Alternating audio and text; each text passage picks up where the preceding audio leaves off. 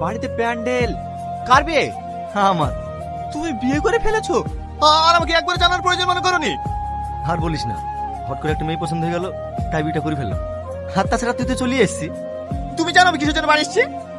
কিসের জন্য? মুম্বাই গেছিলাম না, হ্যাঁ।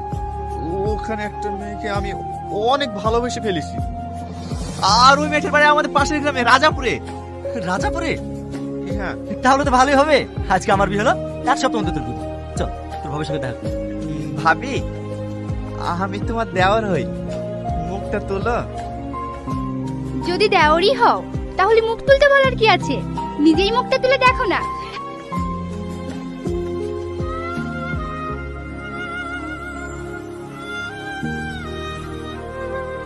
সালমা,